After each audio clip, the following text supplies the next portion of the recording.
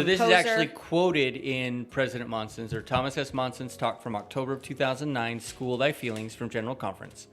So he quotes this hymn. It's hymn number 336, School Thy Feelings. And it is composed by, I think I've got it right here. Yes, it's composed by Charles Penrose, who was an apostle in the Church of Jesus Christ of Latter-day Saints.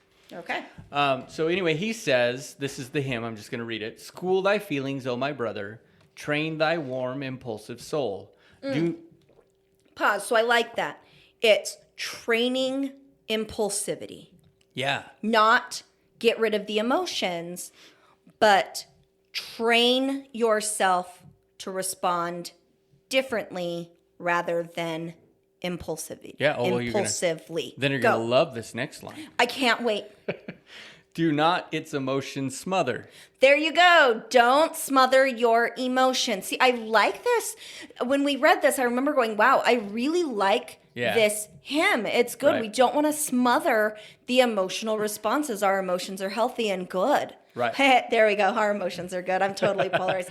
Our emotions are good for us. They are healthy. Normal, right? Our emotions are normal. But let wisdom's voice control. School thy feelings. There is power in the cool, collected mind. Passion shatters reason's tower, makes the clearest vision blind. It's almost like he's talking poetically about the amygdala and the frontal cortex. Oh, he totally is. He may not know that, but... he probably didn't at He the totally time, is, right. I really like that hymn. Did you have more verses or just that one? No, that's it. So that's the last of... So that's the first verse, there are more verses, right? But that's all that I had written down. So I don't have those other verses in front of me. So, and sometimes I'll do a Mormon hymn and I'm like, oh, I really like this. The first and second verse are great. And then the second and third, or the third and fourth, I'm like... Oh, we better look it up here. All right. Never mind. So we're just going to stick with the first verse of this song. Yeah, Mason, I'm going to agree. It's a great song that illustrates the dynamic between your frontal cortex and your amygdala. All right, so go ahead and talk to us about Thomas S. Monson's talk and what he said. So and I want for the record, go ahead. That was just the first verse, and there are 5 verses. Yeah, we're not going to go so through the other 4 today. So there may be lots of other messages in there, but from that first verse, we really like the messages that come from that. We're going to stop while we're ahead. We liked the first verse.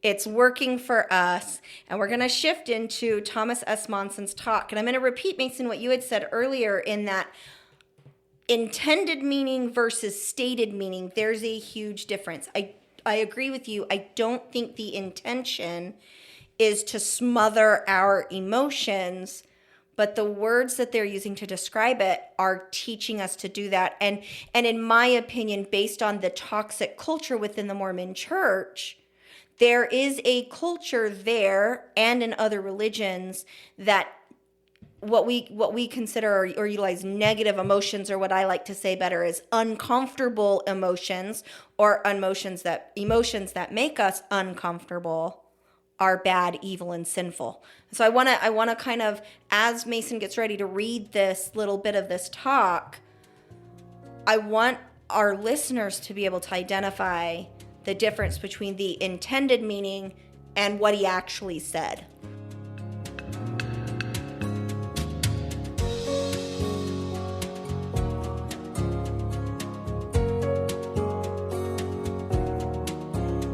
I was listening to a General Conference talk, and I heard him quote this hymn, and then I heard him share a message that's a little different. I would probably give more authority to the message he shared, not the hymn that he quoted. And why is that? Well, he's a prophet of God, right? He's the new prophet. At that time, he was the prophet, the president of the church, and he's the voice of God. Literally. So in the Mormon church, God, especially in General Conference, if the prophet is speaking, that is considered direct revelation from God. Go ahead, Mason. What did he say? Right. Well, in General Conference, it's not canonized scripture, but a lot of people consider it pretty much the same. So, all right. So what he says is, I ask, is it possible to feel the Spirit of our Heavenly Father when we are angry? I know of no instance where such would be the case. So this is part of it. I don't know if you wanted to stop there. No, well, my red flags, my counselor red flags are already cringing, and I've already heard this. You read the scripture multiple times, and I'm still just like, oh, that's not true. Keep going. Well, and I wanted, if I pause there for a second, it's like, I know of no instance where that would be the case. In other words, he's saying it is absolutely not humanly possible for us to feel the Spirit and be angry. Right. And I just don't. Well, especially if he's speaking for God. So if God is saying, I know of no instance, that means never. Right. Not when Jesus, all-inclusive words. Not when Jesus was in the temple with a whip. Not. Right. When he told his disciples who wanted him to start a revolution, when he told them to get away from me, Satan. Not. There's lots of instances where you could look at somebody and think that maybe they are in fact angry and still close to the Spirit. And so, again, the message, I don't know exactly what message he was trying to share. I think it was that we need to control our anger, but it's not what was said. And I feel like that is really it's a very dangerous message. That is a very dangerous message to tell people that you cannot experience God in your life if you're angry. Right. Even if you do not believe in God, that is still a dangerous message. Right.